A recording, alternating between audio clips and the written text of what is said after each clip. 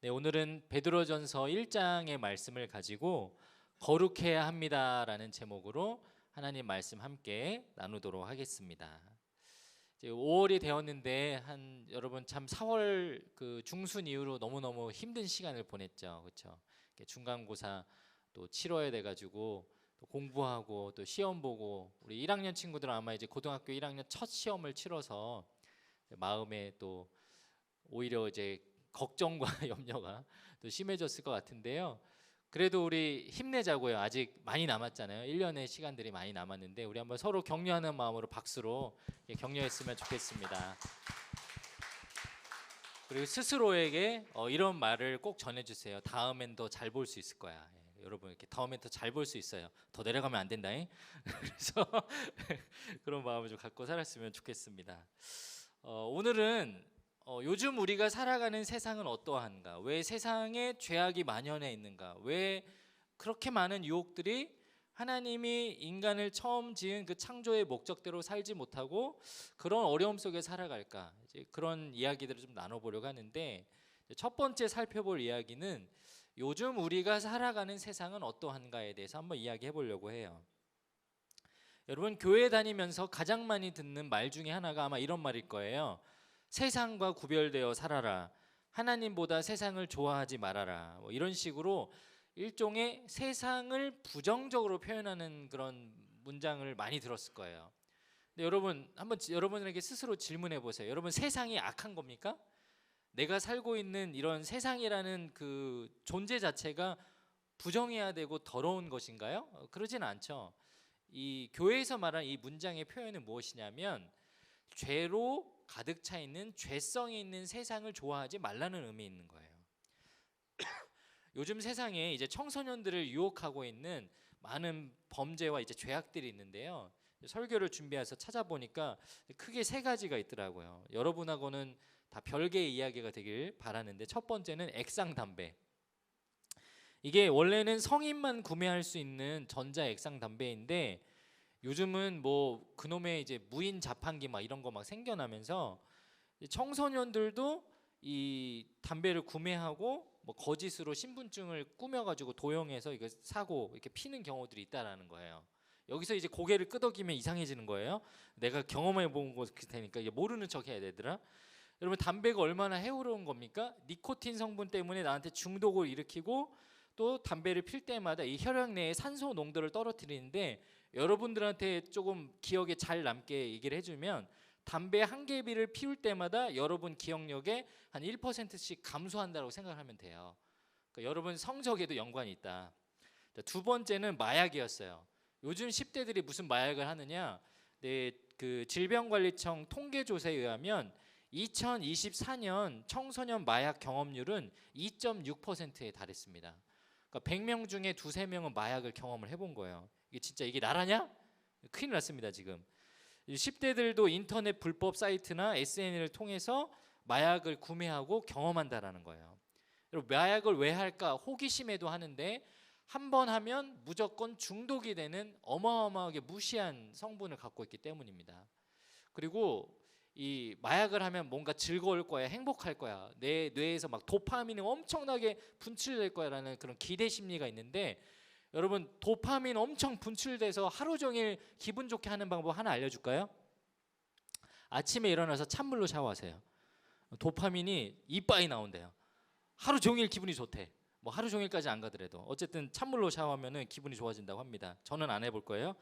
자, 세 번째 유혹은 도박이었어요. 도박. 이게 도박 문제가 요즘 되게 어마어마한데 여기 보면 2024년 10월 뉴스 자료에 의하면 연간 10대 중에 2,300여 명이 도박 치료를 받는다라고 해요. 그럼 치료받는 인원이 2,300명이면 실제로 도박을 하는 10대의 인원 숫자는 한 10배 정도 생각을 해야 되거든요. 한 3만 명 정도. 이게 말이 안 되는 거죠. 그럼 도박이 어떤 걸까? 여기에 계신 이제 좀 나이 드신 목자님들 또 저도 포함해서 저희 어렸을 때도 저희도 도박은 있었어요. 그게 뭐냐면 저희 어렸을 때는 100원짜리를 많이 들고 다녔거든요. 동전 가지고 할 수 있는 게 많았어요. 뭐 그 매점에서 뭐 오뎅 같은 거 200원에 팔았고요. 그 어디 이 슈퍼 같은 데 가면 100원, 50원, 300원 이런 걸로 먹고 살 만한 게 많았어요. 그러니까 다들 현금을 들고 다녔거든요. 근데 이게 동전을 갖고 있으면 동전 짤랑짤랑 소리가 나는데 그걸 가지고 이제 학생들끼리 이제 막 홀짝 해가지고 맞춰가지고 돈 따내기도 하고 그랬어요. 그런데 그게 어마어마하게 막 큰 금액은 아니고 하루 쓸 용돈, 뭐 일주일 용돈 이 정도였는데 요즘 청소년들이 하는 도박의 그 금액의 단위는 10만 원, 50만 원, 100만 원을 뛰어넘어서 1000만 원 단위의 도박도 한다라고 합니다. 돈이 어디서 나느냐? 대출도 안 되는데 불법으로 돈을 빌려서 사용한다라는 거예요. 그게 계속해서 범죄의 수단이 되는 거죠. 여러분 가만 보면 이 모든 죄악들 있죠. 뭐 담배도 그렇고 마약도 그렇고 도박도 그렇고 내려주셔도 돼요. 사진은 여러분들이 10대에 만나게 되는 모든 그 유혹의 그 도구가 있거든요. 툴이 있어요. 그게 뭔지 아세요? 스마트폰이에요. 스마트폰. 그래서 저는 이 10대 시절에 스마트폰을 쓰지 말라고 강력하게 권면을 합니다. 여러분 할 수 있으면 오늘 집에 가서 그런 멋진 결단을 해보세요. 엄마, 나는 스마트폰 필요 없는 것 같아. 이거 있어봤자 나 자꾸 쓸데없는 거 보게 되고 유혹이 들고 이거는 정말 내 영혼에 도움이 안 되는 것 같아. 만약에 오늘 그런 결단을 해서 스마트폰을 반납하는 것을 이제 부모님과 상의해서 결단했다. 그럼 저한테 연락 주세요. 제가 그 친구 가정 신방하고 축복하고 그리고 맛있는 그 식사 대접할게요. 인원 제한 없어요. 여러분 이게 정말 중요한 결단이기 때문에 여러분에게 도전하는 겁니다. 이 세상 모든 죄악들을 종합해 보면 한 가지 영적인 원리가 숨겨져 있거든요. 그것이 무엇이냐면 한번 따라해 보겠습니다. 거짓말, 속임수. 이 세상의 모든 악한 죄악들을 종합해 보면 원초적인 죄악 하나에서 시작이 됐는데 그것이 무엇이냐면 거짓말이에요. 야, 담배 피면은 멋있잖아. 야, 좀 남자다워 보이잖아. 야, 저거 괜찮은 것 같은데? 야, 술 마셔봤어요? 야, 술 마시면 기분이 좋아져. 괜찮은 것 같아. 야, 또 왜 너는 연애 안 해? 왜 너는 그런 거 안 해? 야, 그거 해봐. 재밌다니까, 즐겁다니까. 그런 잘못된 생각을 주입해주는 존재가 있어요. 눈으로 보이는 친구일 수 있고 세상 매체일 수도 있지만 더 근원적으로 들어가면 그런 거짓을 말하는 존재가 무엇일까요? 사단마귀예요. 자, 창세기에 보면 이 사단마귀가 태초부터 인간을 속이는 장면들이 나오죠. 우리가 잘 아는 선악과의 장면이 나옵니다. 창세기 2장 16절과 17절 말씀에 보니까 여호와 하나님이 그 사람에게 명하여 이르시되 동산 각종 나무의 열매는 네가 임의로 먹되 선악을 알게 하는 나무의 열매는 뭐라고 나오죠? 먹지 말라. 그리고 먹는 날에는 어떻게 된다 그래요? 반드시 죽으리라라고 말씀하셨어요. 예, 여러분 하나님께서는 선악과를 먹지 말라고 명령하셨고 먹는 날에는 죽는다라고 명령하셨죠. 자, 그런데 오늘 뱀이 이 아담에게 또 하와에게 하는 말을 들어보세요. 3장 1절부터 6절에 나옵니다. 뱀은 여호와 하나님이 지으신 들짐승 중에 가장 강교하니라. 뱀이 여자에게 물어 이르되 참으로 너희에게 동산 모든 나무의 열매를 먹지 말라 하시더냐. 이 질문부터 가스라이팅 하는 거예요. 하나님이 뭐라 그랬어요? 다 먹어도 되는데 선악을 알게 하는 나무의 열매는 먹지 마라고 말하셨어요. 여러분 그 말을 하실 때 사랑의 하나님이 어떤 어조로 말했을까요? 다 먹어도 되는데 고객님 이거는 안 됩니다. 이런 말투로 했을까요? 사랑하는 자녀를 둔 부모의 목소리로 얘기했을 거예요. 제가 자녀한테 괜찮아 이거 다 먹어도 돼. 어머 근데 이거는 위험해 만지지 마. 제가 이렇게 사랑 어린 어조로 말하는 것처럼 분명히 아담과 하와에게 그렇게 말했을 거예요. 근데 오늘 뱀은 뭐라고 말하냐면 정말 다 모든 야매의 열매를 먹지 말라 하시더냐? 재수없게 말을 한다고. 거짓말을 막 교묘하게 이렇게 막 희극적으로 말을 합니다. 그러니까 여자가 말하죠. 동산 나무의 열매를 우리가 먹을 수 있으나 동산 중앙에 있는 나무의 열매는 하나님의 말씀에 너희는 먹지도 말고 만지지도 말라 너희도 죽을까 하노라 하셨느니라 이렇게 나와요. 자, 여자는 이런 동물이에요. 일단은 팩트를 알긴 아는데 굉장히 과장해서 말해. 우리 여자친구들은 그런 은사가 있죠. 너무 과장해서 말해. 오늘 하나님은 굉장히 단답형으로 말했다고. 먹지 마, 죽는다. 딱 두 문장을 얘기했는데 먹지도 말고 만지지도 말고 죽을 것 같고 뭐 그런다고 얘기했어. 이거 과장해서 말을 해요. 그러니까 뱀이 일부러 여자한테 가서 말을 한 거예요. 그리고 이제 본격적으로 거짓말을 하기 시작하죠. 자, 4절 뱀이 여자에게 이르되 너희가 결코 죽지 아니하리라. 저는 이 부분을 읽을 때마다 사실 이해는 안 돼요. 평생을 살아오면서 나를 지어준 창조주 하나님과 교제하며 살았던 인간이 그날 처음 만난 지 1분도 안 된 뱀의 말에 왜 속아 넘어갔을까? 그런데 그 다음에 그가 속아 넘어갈 수밖에 없는 말을 합니다. 5절, 너희가 그것을 먹는 날에는 너희 눈이 밝아져 하나님과 같이 되어 선악을 알 줄 하나님이 아심이니라. 인간의 욕심을 자극해요. 인간의 명예욕을 자극해요. 소유욕을 자극해요. 그래서 이 처음 만난 뱀의 말에 혹해서 사실은 100% 믿음이 아니라 반신반의하면서 선악과를 먹는 죄악을 저지릅니다. 여러분, 선악과를 누가 먹었죠? 아담과 하와가 먹었어요. 둘이 선택하고 저질렀어요. 그런데 여러분이 꼭 기억해야 하는 것은 둘이 선악과를 먹는 죄를 저지르게 만든 그 원인 제공은 누가 있습니까? 사단마귀가 했다라는 거예요. 그래서 우리가 세상을 살아가는 동안 이 세상의 모든 말들에 넘어가지 말아야 하는 중요한 이유가 있는 거예요. 원래 세상은, 원래 사단마귀는 내가 듣기 좋은 말을 하는 존재구나. 내가 유혹에 넘어가게끔 그런 거짓말을 하는 존재구나. 그래서 세상 사람들이 말하는 것이면 그것이 아무리 옳게 보여도 그 뜻을 따르지 말아야 하는 이유가 있는 것입니다. 예수님께서는 그래서 마귀에 대해서 요한복음 8장 44절에 이런 말씀을 하십니다. 그는 처음부터 살인한 자요, 진리가 그 속에 없으므로 진리에 서지 못하고 거짓을 말할 때마다 제 것으로 말하나니. 같이 한번 읽어볼게요. 그 다음 시작. 그가 거짓말쟁이요 거짓의 아비가 되었습니다. 여러분, 하나님께서 사단에 대해서 뭐라고 정의를 하세요? 거짓말쟁이. 그 거짓말쟁이, 거짓의 존재 자체가 되는 사단이 다스리는 세상이기 때문에 우리가 세상의 말에 넘어가면 되지 않는다라는 거예요. 자, 그러면 이 왜곡된 세상 속에서 이 거룩한 싸움을 우리는 어떻게 해야 되느냐? 오늘 우리가 한 가지 결단을 하길 원하는데, 그것이 무엇이냐면 보는 것의 싸움을 하길 원합니다. 이 거룩함과 죄악의 싸움은 결국 보는 것과의 싸움이에요. 제가 오늘 여러분들에게 이 혼전 순결 서약식에 참여하는, 그것을 독려하는 설교 말씀을 나누고 있지만, 우리 어른 세대인 목자님들 삶의 이야기들을 경험한 우리 어른 세대들을 살펴보면 사실은 이 성적인 유혹 말고도요, 우리 인생에 계속해서 끊임없이 유혹이 찾아와요.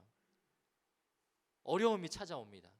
그리고 때때로 죄를 지을 수밖에 없는, 스스로를 합리화시키는 그런 말도 안 되는 상황을 맞닥뜨리기도 해요.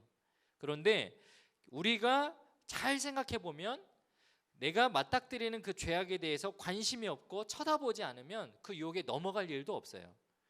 여러분, 극단적인 비유를 들자면 여기 지금 며칠 동안 밥을 못 먹은 강아지 고양이가 있어요. 근데 제가 그 강아지 고양이한테 이거 밥도 못 먹어서 눈 힘들겠다 하면서 지갑에 있는 지폐 5만 원짜리를 주면 얘네들이 그걸 먹을까요? 좋다고 물어서 갈까요? 신경도 안 쓰겠죠. 얘네들은 지금 뭐에 관심사가 있어요? 먹는 거에만 관심이 있어요. 같은 원리로 생각해 보면 여러분이 죄악된 것에 관심을 두지 않으면 거기 넘어갈 일이 없다라는 거예요. 내가 성적인 것에 유혹을 가지지 않으려면 나 어떻게든 음란물 안 볼 거야. 나는 야한 거 관심 없어, 끊을 거야. 그냥 그 생각을 안 하면 되는 거예요. 반대로 하나님 말씀을 묵상하면 죄에 대한 생각들이 떠오르지 않겠죠. 여러분이 무엇을 보고 무엇에 관심사를 두고 사는지가 그래서 너무너무 중요하다는 거예요. 이 사무엘하 11장에 보면 다윗 왕이 한 여인을 간음하게 되는 사건이 기록되어 있습니다. 우리가 너무너무 잘 아는 이야기죠. 다윗 왕이 이제 우리아의 아내 밧세바를 범하는 사건이 기록되어 있어요. 이 사무엘하 11장 2절부터 4절 안에 그가 한 여인을 보고 나서 어떤 죄악을 저지르는지 그 진행의 단계가 설명이 되어 있는데요. 2절에 보니까 저녁 때에 다윗이 그의 침상에 일어나 왕궁 옥상에서 거닐다가 그곳에서 보는 것에서 시작을 했습니다. 한 여인이 목욕을 하는데 심히 아름다워 보이는지라. 이 문장을 읽고 여기서 이해가 되면 여러분은 정말 대단한 사람입니다. 좀 이해가 안 되는 구절들이 있는데, 자, 첫 번째는 다윗이 자다가 일어나서 잠이 안 와서 산책을 하기 시작했어요. 근데 어디를 산책을 해요? 옥상을 거닐어요. 좀 이상하지 않아요? 왜 왕궁 옥상을 거닐어? 그냥 뭐 뜰도 갈 수 있고 뭐 실내 그 왕궁이면 엄청 클 거 아니에요. 그냥 실내에서 돌아다니는데 굳이 옥상으로 올라가요. 그리고 거기를 거닐다가 거기서 무엇을 봤어요? 한 여인을 봤어요. 여러분, 한 나라의 왕이 사는 궁궐이 뭐 1층짜리 원룸일까요? 옥상에서 여인이 목욕하는 게 어떻게 보여요? 그러니까 지금 다윗이 시력이 4.0이거나 망원경으로 본 거 아니야? 저는 여기가 이해가 안 돼요. 그런데 어쨌든 눈이 엄청 좋았는지 모르겠는데 자기가 온갖 음욕을 품고 있으니까 저 멀리 보는 사람이 여인인 것도 눈에 들어오고 그 여인이 목욕을 하는 거를 한참 보더니 뭐라고 성경에 기록되어 있어요? 심히 아름다워 보이는지라.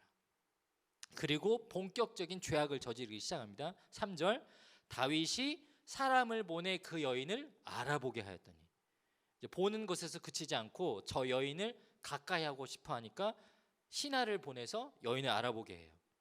그리고 4절, 다윗이 전령을 보내어 그 여자를 자기에게로 데려오게 하고 그 부정함을 깨끗하게 하였으므로 더불어 그를 동침하고 그가 자기 집으로 돌아가니라, 이렇게 나와요. 여러분, 이 다윗이 간음하게 된 과정을 보면 처음에 무엇에서부터 시작을 했어요? 보는 것에서 시작을 했어요. 그리고 나서는 음욕을 품고 나서는 그 여인을 어떤 존재인지 알아보게 하고, 자막 좀 띄워주세요. 데려오게 하고, 그리고 그를 동침하고, 심지어 그 여인을 책임지지도 않아요. 그리고 하룻밤 자기 성욕을 채우고 그 여인을 돌려보냅니다. 다윗이라는 인물을 생각해 보면 하나님이 이 성경 인물들 중에 단 한 명 내 마음에 합한 자라고 칭찬한 사람이에요. 그래서 다윗은 하나님께 많은 찬송의 시편을 지었고 하나님을 위해서 많은 영광을 올려드린 이스라엘의 두 번째 왕이에요. 근데 그 사람이 지금 뭐 때문에 무너졌어요? 보는 거 하나에 무너진 거예요. 여러분, 사람이 이렇게 보는 거에 약해요. 특히 남자라는 동물은 보는 거에 약합니다. 근데 제가 꼭 이런 얘기를 하면 여자친구들은 이렇게 팔짱을 끼고 혀를 차면서 남자애들을 무시해요. 하여튼 저질이야. 니들은 꼭 그런 걸 봐야 되니? 뭐 이런. 근데 제가 봤을 때 여자친구도 만만치 않아요. 제가 뭐 누구 얘기인지는 말 못하고 집에 같이 사는 분 이야기인데, 연애할 때 결혼하기 전에 영화를 보러 가서 극장에 갔는데 극장에서 이렇게 키스씬이 나왔는데 뭐 키스씬 정도는, 근데 키스씬에서 조금 더 이렇게 장면이 좀 점점 딥해지는 거예요. 막 옷을 벗기려고 그러고. 저희 아내가 이제 연애한 지 얼마 있을 때 이게 뭐야 하면서 이렇게 손을 하더니 자기 눈을 가리지 않고 제 눈을 가리는 거예요. 답답한데 제 눈을 가리는 거예요. 그래서 이거 속으로 뭐야 이게, 그래서 웃었죠. 그러면서 보지 말고 자기는 실실 보고 있고. 그게 여자가 더해. 그리고 여러분들은 괜히 그런 장면을 보고 이상한 판타지를 가져요. 아, 맞아, 사랑하는 여인과는 저게 너무너무 사랑스러운 거지, 저런 애정은 참 멋있는 거지, 나도 언젠가 저런 관계를 가져야지라는 잘못된 생각을 가져요. 똑같이 우리는 보는 것에 약한 존재인 겁니다. 데살로니가서 5장 22절에 보면 이런 말씀이 있어요. 악은 어떤 모양이라도 버리라. 한번 따라해 보겠습니다. 악은 어떤 모양이라도 버리라. 제 눈을 가릴 게 아니라 둘 다 가렸어야죠. 그게 맞는 겁니다. 여러분이 만나는 상황 가운데 혹여나 여러분 자이든 타이든 죄악된 길에 서야 되는 것을, 장면을 보거든 그것을 끊어내고 도망칠 수 있는 믿음의 자녀가 되길 축복합니다. 우리 한번 옆에 있는 친구들 보면서 이렇게 인사해 주세요. 앞으로는 도망가자. 그 자리를 피하는 게 가장 중요해요. 자, 그렇다면 이 세상이 사단 마귀로 인해 그 죄악이 가득한 것도 알고 우리가 이 보는 것에 대한 계속되는 싸움을 해야 되는 것도 알아요. 그런데 결론적으로 그러면 하나님이 왜 우리에게 성을 주신 건가? 우리가 이런 유혹에 넘어가게 만드신 건가? 아니요, 그렇지 않아요. 우리가 하나님의 말씀을 지키며 살고 이 성을 거룩하게 지키도록 하나님 우리를 지으셨어요. 그래서 우리 세 번째로 우리가 기억해야 될 것은 성을 하나님의 말씀을 지키며 우리가 고귀하게 지키며 살아가야 한다라는 것입니다. 이 대중매체가 그려지는 성은요, 두 가지로밖에 표현을 안 해요. 여러분, 대중매체에서 주로 성에 대한 것을 어떻게 이렇게 표현을 해요? 첫 번째는 쾌락이나 로맨스죠. 성의 즐거움만을 이야기해요. 그래서 이게 젊은 남녀가 막 즐거워하는 거고, 이 성이 우리가 누릴 수 있는 어떤 인간의 뭐 욕구 중에 하나고 즐거운 뭐 생활의 어떤 부분의 하나로 막 소개를 하죠. 또 반대급부는 뭐예요? 성을 범죄로 봐요. 악한 걸로 봐요. 그래서 이 부부관계를 깨트리는 외도의 조건으로 보고요. 또 성적인 범죄 행위들로 보고요. 뭐 차별로 보고요. 그러니까 세상은 왜곡된 성의식을 가르쳐주지 성경적으로 올바른 성의식을 우리 가운데 심겨주지 않아요. 그러니까 극단적으로 생각하게 되죠. 야, 이거는 내가 꼭 즐겨야 되는 거야? 혹은 이거는 참 부끄러운 거야, 더러운 거야. 근데 과연 그럴까? 왜 하나님은 이거를 만드셨을까? 그걸 알아야 되는 겁니다. 하나님은 성을 어떻게 보시는지 아세요? 하나님은 성을 굉장히 단순하게 이렇게 만드셨어요. 뭐라고 보시냐면 하나님의 창조의 연장선상으로 봅니다. 하나님이 보는 성관계는 로맨스나 쾌락에 초점이 있지 않아요. 생명의 창조에 초점이 있어요. 하나님께서 그토록 사랑하시는 인간이라는 존재를 창조하신 것처럼 그 사람에게 또 다른 사람을, 자녀를 낳을 수 있는 창조의 신비로운 기능으로서 우리에게 성을 주신 거예요. 그래서 이 행위는 생명을 잉태하고 자녀를 갖게 되고 가정을 이루어서 결국은 하나님이 온 인류에게 약속하신 명령, 온 땅 가운데 생육하고 번성하라는 그 약속을 이루는 놀라운 창조의 기능으로 이것을 주셨다는 겁니다. 창세기 1장 27절 28절에 이렇게 말씀이 기록되어 있어요. 하나님이 자기 형상 곧 하나님의 형상대로 사람을 창조하시되 남자와 여자를 창조하시고 하나님이 그들에게 복을 주시며 하나님이 그들에게 이르시되 생육하고 번성하여 땅에 충만하라. 생육하고 번성하고 땅에 충만하래요. 여러분, 이게 무슨 말이냐면 원초적으로 말하면, 쉽게 말하면 애 많이 낳고 자손 충만하게 많이 살라는 거예요. 왜 그랬을까요? 하나님은 사람이 너무 좋거든요. 이 인간이라는 존재를 너무너무 사랑하시거든요. 그래서 이 자손을 낳는 행위를 성을 통해서 하라고 주신 거예요. 그런데 한 가지 전제 조건이 붙어요. 이걸 아무하거나 하라고 하나님이 허락하지 않으셨어요. 창세기 2장 24절에서 25절, 이러므로 남자가 부모를 떠나 그의 아내와 합하여 둘이 한 몸을 이룰지로다. 둘이 한 몸을 이룰지로다라고 딱 단수로 한 사람 한 남자 한 여자로 가르쳐 주시죠. 그래서 그 결과로 인한 그의 즐거움이 어떻게 나오냐면 25절에 보니까 아담과 그의 아내 두 사람이 벌거벗었으나 부끄러워하지 아니하니라, 이렇게 나옵니다. 여러분 중에 부모님하고 같이 살면서 여러분의 부모님이 여러분한테 엄마 아빠가 같은 방 쓰는 거에 대해서 설명해 주신 부모님 있어요? 엄마 아빠는 부부라서 같은 방에서 같이 자는 거야 라고 여러분한테 설명해 준 부모님 있어요? 혹은 여러분의 부모님들이 엄마 아빠 이번에 엄마 아빠랑 둘이 저기 여행 갔다 올 거야, 그 얘기를 되게 부끄러워하시면서 말하는 부모님 있나요? 허락해 줄래? 제가 결혼을 했잖아요. 제가 결혼해서 아이를 낳았잖아요.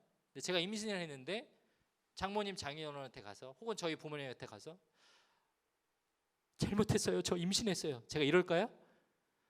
임신했어요, 축하해 주세요라고 하겠죠. 왜? 이거는 허락된 관계거든요. 잘 생각해 보면 부모가 우리 자녀에게 결혼이라는 장치로 허락한 관계, 법적으로 혼인신고를 했기 때문에 결혼, 부부라는 장치 안에서 허락된 관계, 그리고 누구보다 어떤 분이 이 관계를 허락하셨을까요? 하나님이 허락하신 관계인 거예요. 왜냐하면 성경에 기록된 것처럼 한 남자와 한 여자, 부모를 떠난 한 남자가 그의 아내와 합하여 이룬 관계 속에서 하나님이 주신 이 성의 기능을 작용했기 때문에 이것이 너무나도 기쁨이고 감사하고 축제죠. 24절에 보면 그래서 그의 아내와 연합할지로다 이렇게 성경에 기록되어 있는데, 영어 성경에 보면 A man will be united to his wife라고 나와요. 옛날 성경에는 그래서 한 남자가 한 여자와 가정을 이룰지로다라고, 연합할지어다라고 쓰여져 있어요. 그게 부정관사가 아니고 정관사로 쓰였어요. 여러분, 이게 무슨 말이냐면 하나님은 사람을 짓는 그 순간부터 남자는 평생 동안 한 여자와, 여자는 평생 동안 한 남자와 결혼을 해서 그 남자와 그 여자하고만 성을 누릴 수 있게 허락하신 거예요. 지금 이 시대가 많이 변해서 이혼을 하기도 하고 또 재혼도 하고 삼혼도 하고 사혼도 하고 또 다른 배우자를 만날 수 있고, 그것이 교회 안에서도 일어나는 일이지만 하나님의 창조 질서로 보면 여러분, 우리가 이 성을 누릴 수 있는 그 대상은 누구라고요? 하나님이 허락하신 배우자, 결혼을 한 남자와 한 여자, 그 사람에게만 허락된다라는 거예요. 그러기에 여러분이 나중에 후에 성인이 되어서도 내가 성인이니까, 내가 내 인생을 책임져 줄 수 있으니까, 나한테 그런 권리가 있으니까 라는 세상의 말에 여러분 속지 말라라는 거예요. 야, 사랑하니까 할 수 있잖아. 우리 성인이잖아. 우리 어린애들이 아니잖아. 아니요. 그런 세상의 이유가 중요한 것이 아니라 오늘 하나님이 말씀하시는 그것대로 여러분이 이 중요한 가치를 지키며 살아가야 한다는 것입니다. 문제는 요즘 세상은, 학교는 그런 것들을 가르쳐 주지 않아요. 요즘에 학교나 정부가 가르쳐주는, 우리나라 정부가 가르치는 이 청소년 성교육 행태가 얼마나 삐뚤어져 있는지 아십니까? 2021년에 서울시에서 청소년 성문화 실태 조사를 하고 연구 보고서를 5차로 수정을 해가지고 발표를 했는데, 이 내용을 보면 과간이에요. 여기 보면 서론에 아예 연구를 했던 그 연구팀들이 뭐라고 썼냐면, 성교육에 대해서 인간다움을 기반으로 하는 지속 가능한 공존을 위해 청소년이 성적 의사결정과 행동을 위한 성교육을 해야 된다. 여러분에게 인권, 이 인본주의 프레임을 씌워가지고 여러분이 스스로 결정할 수 있다라고 막 교육을 하겠다라는 거예요. 이걸 대놓고 자기네가 이런 교육이 필요하다고 씁니다. 그러다 보니까 그 다음에 보면 이제 실태 조사를 하는데, 이 모든 방향성이 너네는 이런 것을 경험할 수 있어요라는 타당성으로 가야 되니까 이 교육, 이 연구조사한 행태를 보세요. 성지식이 얼마나 부족한지, 이 성의 개방성과 주체성과 성 고민을 니네 스스로 해야 되는데 니들이 얼마나 잘못 갇혀 있는지, 그리고 성행위에 대한 것들을 가르치고, 오늘 성경이 말하는 인간을 지은 그 목적인 창조에 대한 임신이라는 부분을 어느 범주에 여러분 넣는 줄 아세요? 위험한 성이라고 넣어요. 위험한 성. 이게 얼마나 황당한 거예요. 제가 결혼을 해서 아이를 낳았는데 엄마 아빠 저를 위해서 기도해 주세요. 저희가 위험하게 임신하지 않을 수 있도록. 여러분, 이게 말이 되는 겁니까? 근데 세상이 여러분을 이렇게 가르쳐줘요. 그리고 여러분 이렇게 속이고 있어요. 근데 성경은요, 처음부터 끝까지 그 하나님의 질서는 너무나도 직관적이고 심플하고 확실합니다. 부부 안에서 이 성을 누리고 자녀를 낳고 살라고 가르쳐주고 있어요. 반대로 성경에 보면 하나님이 금지한 성에 대해서도 가르쳐줘요. 아주 심플해요. 레위기 18장, 너는 네 이웃의 아내와 동침하여 설정함으로 그 여자와 함께 자기를 더럽히지 말지니라. 여러분, 태초부터 하나님은 가르쳐 주셨어요. 바람피지 말라고. 22절, 너는 여자와 동침함 같이 남자와 동침하지 말라. 이게 뭔 말이에요? 동성애하지 말라라는 거예요. 이거 수천 년 전에 하나님이 명령하신 거예요. 23절, 너는 짐승과 교합하여 자기를 더럽히지 말아라. 요즘 우리나라는 그런 일 없지만 유럽 같은 데 보면 동성애를 뛰어넘어서 뭐 짐승 간에 그 교합하는 수간, 온갖 변태적이고 가학적인 행위를 하죠. 이 모든 것들이 하나님 앞에서 죄고 문란한 거라고 하나님은 가르쳐주고 있는 것입니다. 오늘 이 말씀을 마치면서 저는 크리스찬으로서 저와 여러분이 하나님의 거룩한 자녀로 살아가기를 바라는 마음으로 두 가지 결단을 했으면 좋겠습니다. 첫 번째는 기준이 바뀌어야 돼요. 한번 따라해 보겠습니다. 나의 기준이 바뀌어야 합니다. 시편 1편에 보니까 복 있는 사람들은 악인의 꾀를 따르지 아니하고 죄인들의 길에 서지 아니하고 오만한 자리에 앉지 아니하고, 그 다음에 2절에 보니까 뭐라고 나오냐면 여호와의 율법을 즐거워한다라고 되어 있어요.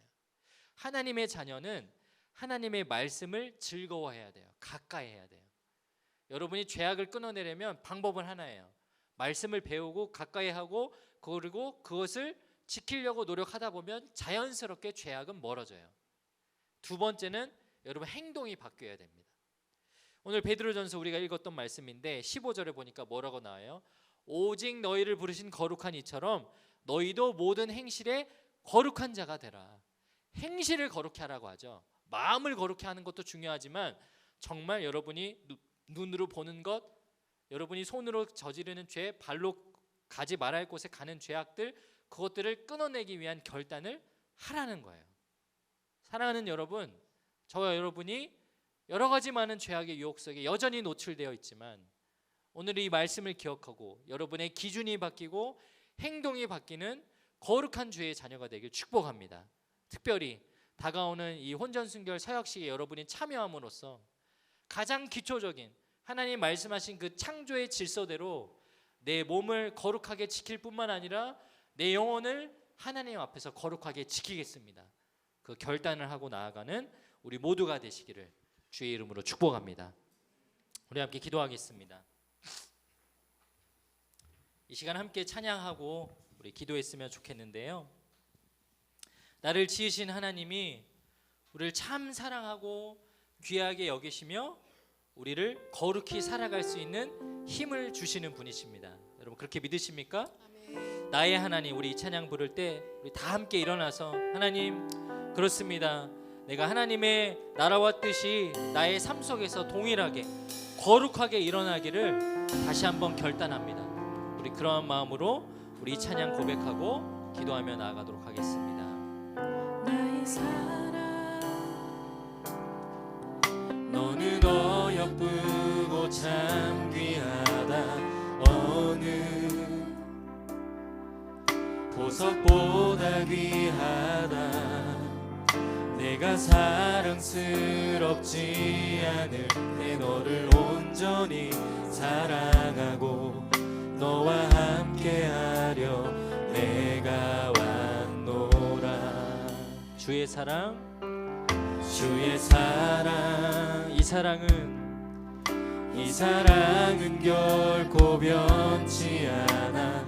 모든 계절 돌보시네. 푸른 마르고 꽃은 시드나 주의 말씀은 진실해. 실수가 없으신 주만. 우리 주님의 나라와 주님의 나라와 뜻이 나의 삶 속에 임하시며 주의 발길을 주만 보기를 소망해. 우리 세상 가운데 거룩히 살아갈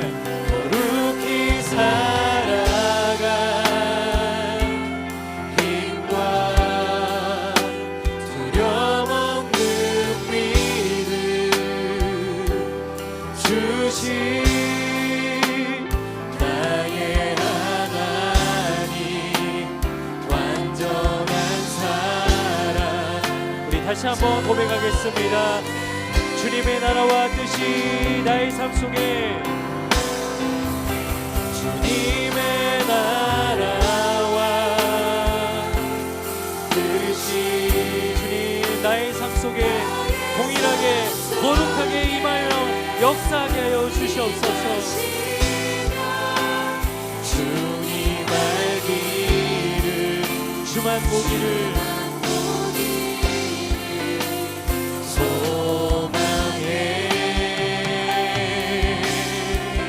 거룩히 살아갈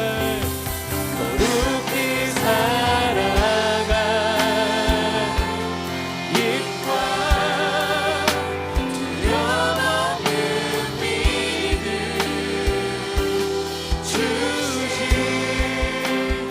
완전한 하나님, 완전한 사랑 찬양해. 여러분 두 손을 우리 가슴에 대고 우리 시간 한번 기도했으면 좋겠는데요. 우리 마음 가운데 얼마나 많은 유혹과 죄악들이 있습니까? 내 눈으로 세상의 많은 유혹에 넘어가서 내가 눈이 즐거워하고 내 쾌락과 내 만족을 위한 것들에 관심이 가 있지 않습니까? 그러나 하나님은 우리를 거룩하게 지으셨습니다. 그리고 내 안에 거하시는 성령 하나님이 우리에게 이렇게 말씀하십니다. 너희는 너희가 거룩한 하나님의 자녀인 것과 너희가 거룩한 하나님의 성전인 것과 너희 안에 그 하나님이 함께 하시는 것을 알지 못하느냐라고 말씀하십니다. 이 시간 하나님 앞에 우리가 결단하며 나아갔으면 좋겠는데요. 하나님, 내가 그동안 내 눈으로 지었고 머리로 지었고 손과 발로 지었던 모든 죄악을 끊어내길 소망하오니 주님 그 유혹으로부터 자유하게 하여 주시옵소서. 내 생각과 마음을 거룩한 예수 그리스도의 보혈의 피로 덮어 주시옵소서. 살아가는 동안 어떠한 유혹도 이겨낼 수 있도록 주님 바라보는 저희들이 되게 하여 주시옵소서. 우리 시간 주여 한번 크게 외치며 유혹을 끊어내며 결단하는 기도로 주님 앞에 나아갑니다. 주여. 오 하나님 그렇습니다. 주님 앞에 부끄러운 모든 죄악들을 고백하며 주님 앞에 결단하며 나아가길 소망합니다.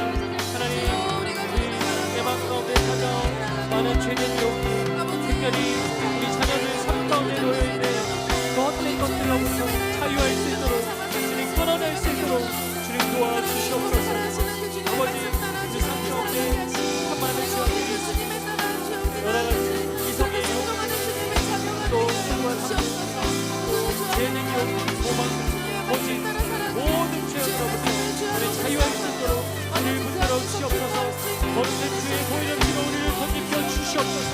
주님의 자녀들을 거룩하게 세워 주시옵소서. 우리의 자녀들의 삶 가운데 놓여있는 어떤 영도 통하지 못할 수 있도록 거룩한 주의 그 역사와 성령 하나님의 그 힘으로 이겨낼 수 있도록 우리를 도와주시옵소서.